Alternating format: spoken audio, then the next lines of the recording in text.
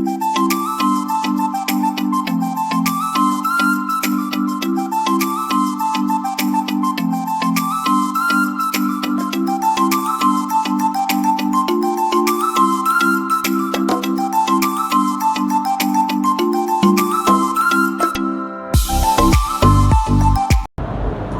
प्रणाम सहारनीय परिवार के मेरे प्यारे कर्तव्योगी साथियों और सहारा से जुड़े हमारे समस्त सामान्य जमाकर्तागण। आज मैं आपके समक्ष बेहद महत्वपूर्ण कुछ चीज़ें लेकर आया हूं और मुझे उम्मीद है कि आप जो कुछ भी मैं बोलने जा रहा हूं उन सारी बातों से इत्तेफाक रखेंगे क्योंकि आपके आसपास एक अजीब प्रकार का माहौल डेवलप किया जा रहा है। बहुत सारे लोग ये कहते हुए पाए जाते हैं अब सहारा का खेल खत्म। वास्तविकता ये है इस शब्दों की आड़ में वो लोग अपने स्वार्थों की पूर्ति करने में पिछले 4-5 साल से लगे हुए हैं और जब जब उनको ये लगता है कि सहारा समाधान की तरफ बढ़ रहा है वो इन शब्दों को सोशल मीडिया पर इस प्रकार से मूव कराते हैं कि एक डर का माहौल पैदा होता है, यानी कि डर दिखाकर अपने स्वार्थों की पूर्ति, अपने उल्लू सीधा करने वाली कहावत यहाँ पर ठीक साबित होती है। इन सारी चीज़ों को लेकर आज एक हस्तक्षेप के कार्यक्रम के थ्रू मैं कुछ पार्ट में आपके समक्ष ऐसे जादूगरों से, ऐसे भस्मासुरों से आपको सावधान करने की कोशिश करूंगा जिससे आपके आसपास जो भी ये लोग डर का माहौल पैदा कर रहे हैं उस माहौल से थोड़ा सा बचा जा सके। सहारा से संबंधित जब मैं YouTube पर इन सारे लोगों को सर्च कर रहा था तो एक बहुत आश्चर्यजनक संख्या मेरे सामने प्रस्तुत हो गया। लगभग जहाँ तक मैं रीड कर पाया उसमें 1000 लोग सहारा का डर दिखाकर अपने कार्यक्रमों को पिछले 3-4 साल से चला रहे हैं। नंबर 1, आंदोलन करने वाले लोग, इसके पीछे की कहानी मैं इस कार्यक्रम में रखूंगा। नंबर 2, ऐसे लोग जो भुगतान कराने के नाम पर आज भी लोगों से पैसे लेकर उनको गारंटी दे रहे हैं कि हम पेमेंट कराएंगे, हमको आप इतना % का अमाउंट दो। नंबर 3, YouTube पर बैठे हुए वो भस्मासुर जो पिछले 4-5 साल से सहारा का खेल खत्म इस शब्दों का इस्तेमाल हमारे कार्यकर्ताओं के बीच, हमारे जमाकर्ताओं के बीच निरंतरता के साथ रख रहे हैं और ऐसे शब्दों का प्रयोग करते हैं कि वो इनके झांसे में आ ही जाते हैं और इनका दुकान चल पड़ता है। इन सारे लोगों के लिए, इन सारे भस्मासुरों के लिए ये एक श्रृंखला मैं आप सबके समक्ष लेकर उपस्थित हो रहा हूं कि कैसे सहारा का खेल खत्म का व्यवसाय ये लोग कर रहे हैं। सहारा जब अपने यौवन पे था, 30 साल, 25 साल, 35 साल के पीरियड तक, सहारा ने हजारों लोगों को, लाखों लोगों को रोजगार दिया। करोड़ों ऐसे सामान्य जमाकर्ता हैं जिनकी आय में से एक छोटा सा हिस्सा निरंतरता के साथ बचाते हुए उनको उस उपलब्धियों तक हम लोगों ने पहुंचाया जिसके बारे में वो सोच ही नहीं सकते थे। तब भी सहारा बहुत सारे लोगों को रोजगार दे रहा था। आज जब विवादों के बीच घिरा हुआ है, चाहे वो सिस्टम की कमी की वजह से हो, चाहे हमारे कानून की जटिलता की वजह से हो, लेकिन फिर भी कुछ लोगों को आज भी रोजगार उपलब्ध करा रहा है। चाहे वो आंदोलनकारी हो, चाहे वो चंदाखोर भस्मासुर हो, चाहे वो यूट्यूबर भस्मासुर हो। ऐसे लोग जिनका न किसी कार्यकर्ता से कोई संबंध, न किसी जमाकर्ता के हितों से कोई संबंध, और न ही किसी और व्यक्ति से उनका कोई संबंध। उनका संबंध केवल अपने स्वार्थों की पूर्ति करने से है। और ये लोग निरंतरता के साथ उस डर को बेच रहे हैं, क्योंकि ये बेहतर तरीके से जानते हैं कि सहारा का खेल खत्म एक ऐसा शब्द है जिसको करोड़ों लोग देखेंगे। क्योंकि जब जब इन शब्दों का प्रयोग हुआ है, हमारे भारत देश में एक अजीब प्रकार का माहौल डेवलप हुआ है। उस माहौल के पीछे ये हजारों लोग जो सहारा से संबंधित नहीं हैं, सहारा के बारे में ABCD तक नहीं जानते, वो लोग डर के व्यवसाय को लाखों रुपए में लाभ के रूप में निरंतरता के साथ ले रहे हैं। इन सबको रोकने के लिए कोई भी ऐसा सरकारी तंत्र भी सामने नहीं आया जो इन लोगों को रोक सके, क्योंकि उसको इनसे कोई मतलब ही नहीं है, कोई लेना देना ही नहीं है। वो कैसे लोगों के सामने झूठ परोसते हैं, इसका कोई गाइडलाइंस किसी अथॉरिटी के पास नहीं है। शायद ये हमारे माननीय सुप्रीम कोर्ट की एक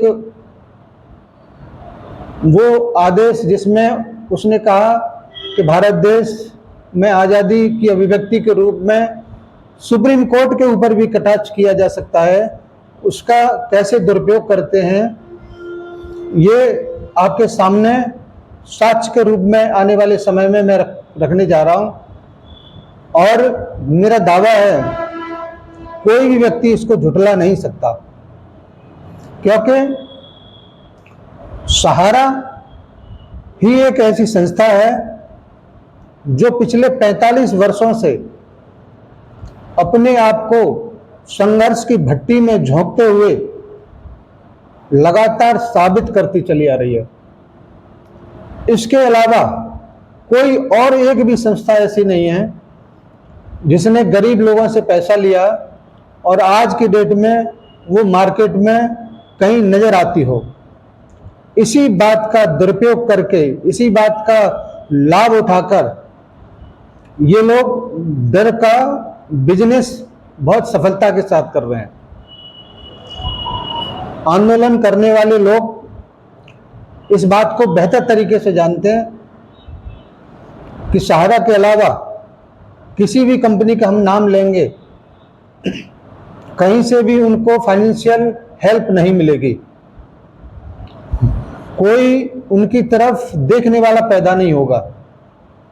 इसी वजह से वो बार बार छुटभइये नेता अपने चेहरे को चमकाने के लिए ऐसे षड्यंत्र रचते हैं जिसमें आम जनता, आम कार्यकर्ता जो छोटे तबके का है, वो बहुत जल्दी इनके बातों में फंस ही जाता है।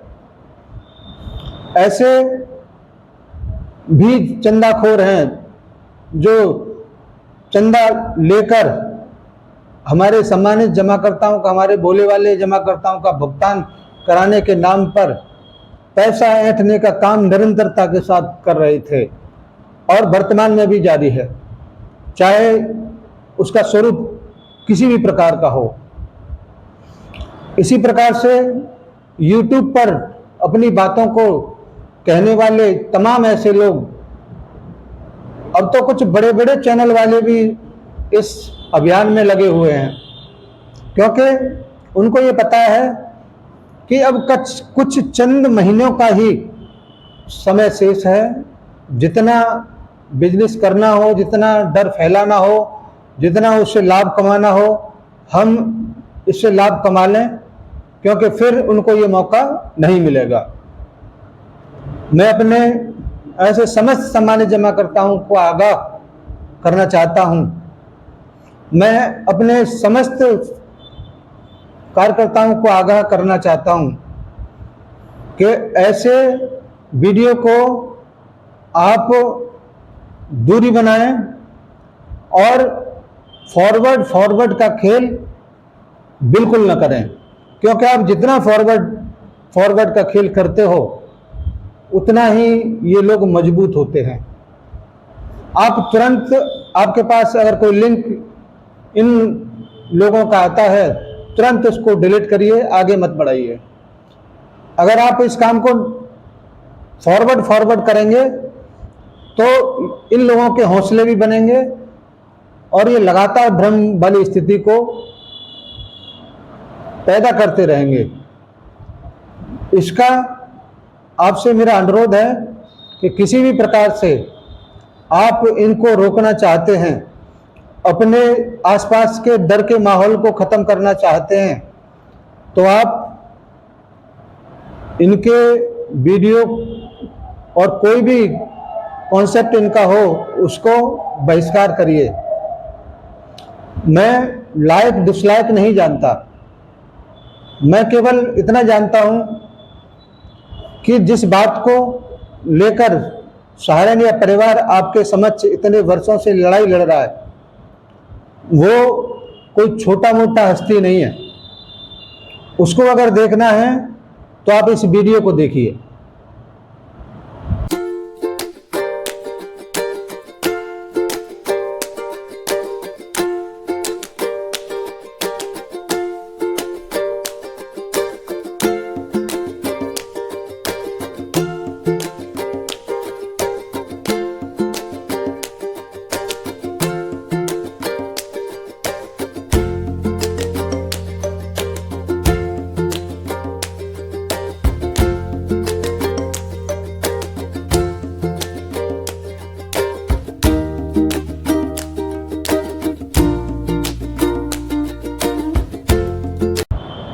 आपने देखा इस वीडियो में तमाम हिंदुस्तान ही नहीं वर्ल्ड के बहुत सारे लोग सहारनपुर परिवार के मुखिया के साथ बहुत ही सम्मानित और गर्व के साथ उनके साथ मुलाकात करते हैं, उनके बारे में बात करते हैं। मैं आपसे एक सवाल पूछना चाहता हूं कि अगर 45 वर्षों में अगर आप किसी शख्स को, उसकी नीयत को, उसके कार्यक्रम को अगर पहचान नहीं पा रहे हैं, तो निश्चित रूप से ये आपकी नज़रों का दोष है। अगर 45 वर्षों में किसी व्यक्ति को परख नहीं सकते, तो आप किस व्यक्ति की बातों पर भरोसा कर रहे हैं जो चंद दिनों पहले आया और सहारा के विरुद्ध झंडा लेकर खड़ा हो गया, उसकी बातों का आप विश्वास कर रहे हैं। जो चंद दिनों पहले आए और अपने YouTube पर सहारा की अनाप शनाप बातों को रखकर आपके सामने प्रस्तुत करते हैं और आप उनका विश्वास करते हैं। इन सारी चीज़ों को आपको इस बात समझना पड़ेगा कि किसी भी देश का राष्ट्र अध्यक्ष होता है, वो हर एक चीज का आंकलन करके ही किसी व्यक्ति से मुलाकात करता है। वो अच्छा है, बुरा है, इन सारी चीजों का आंकलन वो व्यक्ति करता है, तब जाके किसी भी बिजनेसमैन से मुलाकात करता है। चाहे वो राष्ट्रपति बराक ओबामा जी हो, चाहे वो ब्रिटेन के प्रधानमंत्री जी हो, चाहे हमारे देश के प्रधानमंत्री मोदी जी हो, चाहे योगी जी हो, चाहे आपको याद होगा प्रधानमंत्री अटल बिहारी वाजपेयी जी हो, जो सहारा के बारे में कैसी अद्भुत बातों को लेकर लोगों को संबोधित करते थे। अगर आपने उनका वो वीडियो नहीं देखा है तो आज मैं उस वीडियो को भी आपके समक्ष प्रस्तुत करना चाहता हूं। जरा उस वीडियो को केवल 2-3 मिनट के लिए देखिए। मैं सहारा इंडिया परिवार को धन्यवाद देना चाहता हूं, जिन्होंने 300 शहीद परिवारों की पूरी देखभाल करने का जिम्मा लिया है। हमें विश्वास है कि इस तरह के और भी परिवार मैदान में आएंगे और देश के प्रति अपने कर्तव्य का पालन करेंगे। आपने देखा आदरणीय प्रधानमंत्री अटल बिहारी वाजपेयी जी सहारा के बारे में किस प्रकार से अपनी बातों को लोगों के बीच रखते हैं, और मैं इस बात को दावे के साथ कहता हूं कि उनके पास पार की नज़र थी, तभी अपनी बातों को इतने विशाल समूह के सामने उन्होंने रखा। अगर सहारा के बारे में थोड़ा सा भी संशय उनको होता, एक शब्द नहीं बोलते। जैसे प्रेजेंट टाइम पर कानूनी विवादों के कारण, कानूनी पक्षों के कारण, विपक्ष के डर की वजह से वर्तमान के प्रधानमंत्री सहारा के बारे में एक शब्द नहीं बोलते, जबकि वही ऐसे एक शख्स थे जब गुजरात में भूकंप आता है 2001 में, भुज की बात हो, तब मुख्यमंत्री रहते हुए सहारा के लिए उन्होंने एक एप्रिसिएशन वाला लेटर अपने पत्र में लिख के उन्होंने सहारा को धन्यवाद बोला था। आखिर एक संस्था ऐसी जो देशभक्त थी इतनी जल्दी कैसे बदल सकती है? क्या उसकी नीतियों में कोई फर्क आ गया? क्या उसकी नीयत में कोई फर्क आ गया? नहीं, केवल कानूनी पचड़ों में पड़कर सहारा इंडिया जैसा परिवार जो प्योर देशभक्त है, जो प्योर स्वदेशी है, उसको इस तरीके से इन आंदोलनकारी जीवों ने पिछले 4-5 साल में लोगों के सामने प्रेजेंट किया, जिससे उसकी छवि आम जन के बीच इस प्रकार की हो गई कि जैसे इससे बड़ा कोई गुनहगार पूरे वर्ल्ड में नहीं है। लेकिन हकीकत में ऐसा नहीं है। एक बात को लेकर मैं आपसे और इस बात का प्रमाण देना चाहता हूं। 4 मार्च को माननीय साराश्री जी महोदय को अरेस्ट किया जाता है और केस क्या बनता है? कंटेम्प्ट कोर्ट, अवमानना का केस, और कोई उस पर FIR नहीं, कोई उस पर ऐसी खतरनाक धारा नहीं जिससे कि उनको फांसी की सजा हो जाए, ऐसा कोई कारण उसमें नहीं था। अवमानना के केस में अधिकतम 6 माह से ज्यादा किसी भी प्रकार से कोई भी कोर्ट सजा नहीं दे सकता, लेकिन 2 साल 2 महीने 2 दिन साराश्री जी 6 मई 2016 को बाहर आते हैं बतौर पेरोल और इतिहास बनाते हैं। कैसा इतिहास बनाते हैं? आज तक के इतिहास में कभी भी पेरोल 2016 से 2023 हो गया, समाप्त नहीं हुई। ऐसा पैरोल कभी आज तक पूरे विश्व में किसी ने देखा नहीं होगा। लेकिन कुछ चीजें जब सामने आती हैं तभी उनके बारे में पता चलता है। मैं इस पूरे कार्यक्रम को लेकर, बहुत सारी चीजों को लेकर आने वाले कुछ समय में आपके बीच उपस्थित होऊंगा और पूरे साक्ष्य के साथ।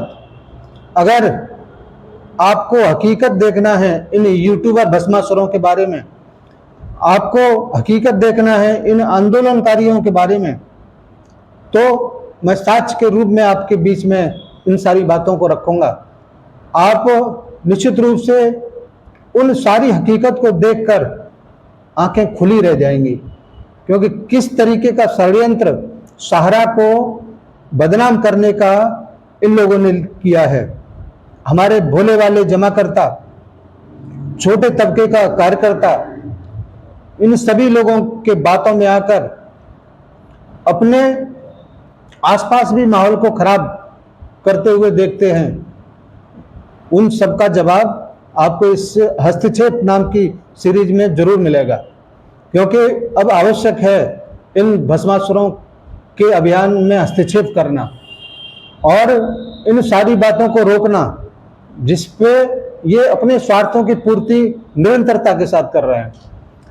मैं अगले एपिसोड में आपको इन सारी बातों को लेकर बहुत ही मजबूती के साथ इन सारी बातों को मैं रखूंगा, जिससे कि आपके बीच का जो भय भ्रांति है वो दूर हो सके। सहारा इंडिया परिवार का 1-1 रुपये का भुगतान आने वाले कुछ ही माह में निश्चित रूप से हो जाएगा और इन लोगों की दुकानें भी बंद होंगी। मगर उससे पहले और ज़्यादा ये गंदगी न फैलाएं, इसको रोकने के लिए हमको मैदान में उतरना ही पड़ेगा।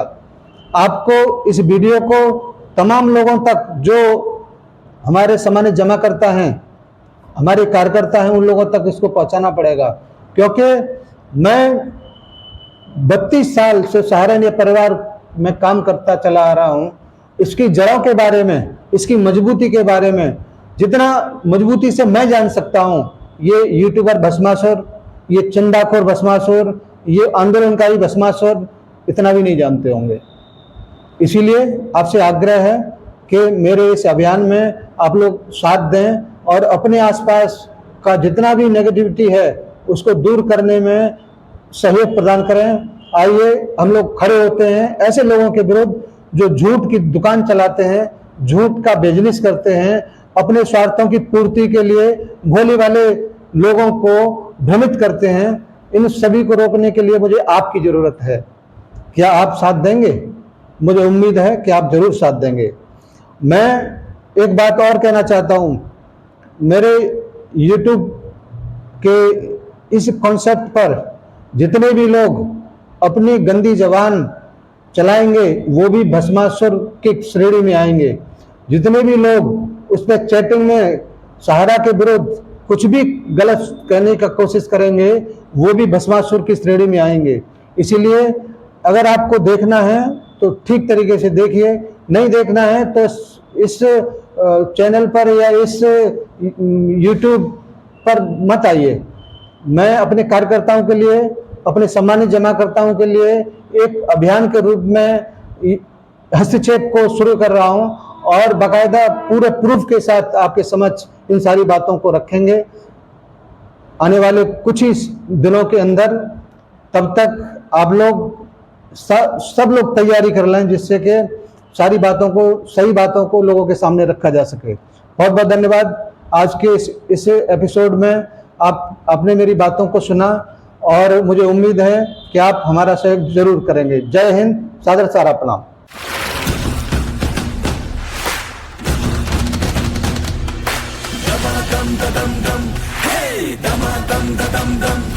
मेहनत का कहना मान ले, रुकने का ना तू नाम ले।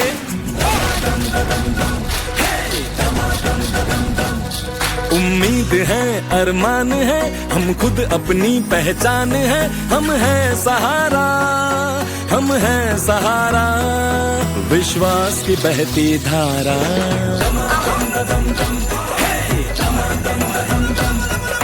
कस ले हम जो मुट्ठी कस ले, किस्मत अपनी हम खुद लिख ले।